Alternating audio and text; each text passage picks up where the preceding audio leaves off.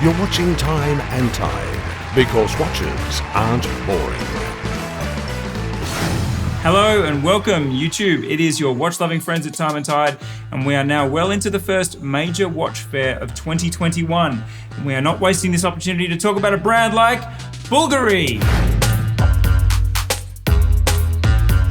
But first, tradition. What is on the wrist? Today I'm wearing the Bulgari Aluminium Time Only, a watch I love so much more than I ever thought I would.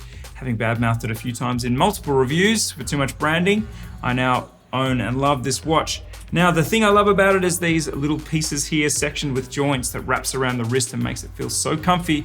What are you wearing though? Enough about me. If you tell me in the comments below, as well as what you think of the new Bulgari releases, you could win this Time and Tide t-shirt as worn by the Time and Tide team. Our special guest for today is head designer at Bulgari, Mr. Fabrizio Buonamasa-Stigliani, who is on the red carpet outside waiting to come on in. Show us, Fabrizio, where are you?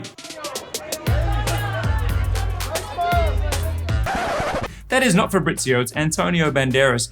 What they share though is very sexy names. To an Australian, they both sound super exotic. So you ask, what is happening with Bulgari this year? And I say, what has been happening for the last 6 years, which is records are being broken. We've had the 7th record broken in a row with the Octo Finissimo perpetual calendar. We're going to talk about that in more detail when we get to the top 5, but I did ask Fabrizio, after so many Finissimos have been released, and we've talked through just about every single one of them in turn, which of the 2 Finissimos he wears the most and why? I'm lucky because I can wear every day a different Finissimo. Today I wear the Finissimo S with the blue dial. And this is the 2 watches that I love, honestly, the titanium one and the Finissimo S. Now it's time for the moment you've been waiting for, the top 5 Bulgari releases of 2021, in our opinion.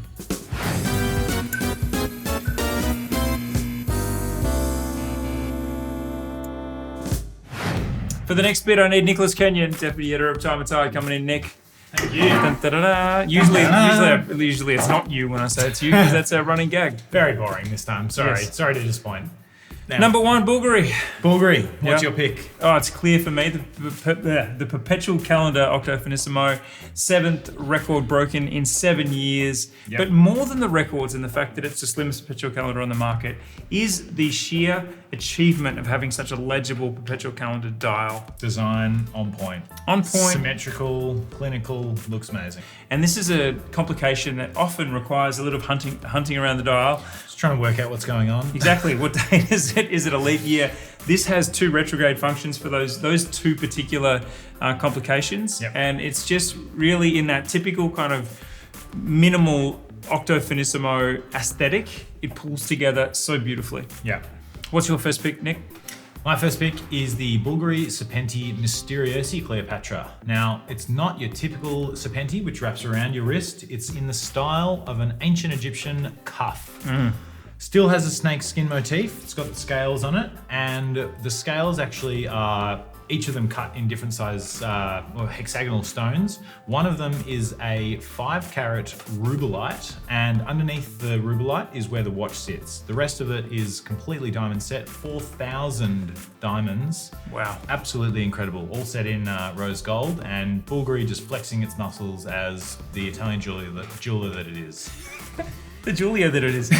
Number 3 for me, it's really easy. The Tadao Ando limited edition Finissimo, which was done in collaboration with a Japanese self-taught architect, is just a stunning art piece. It has this black hole motif once again. The first one sold out very quickly and has become a bit of a legend. But it also has a sliver of a new moon, which in a very simple way gives another offer to this dial. But really, if you were going to go for a Finissimo that's rarely seen, either of those 2, love them.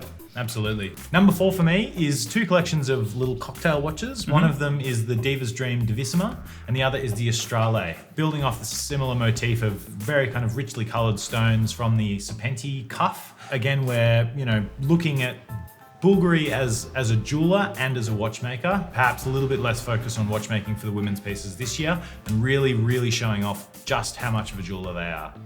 Number 5. Last, but not. Sorry. Again. Number 5, lucky last.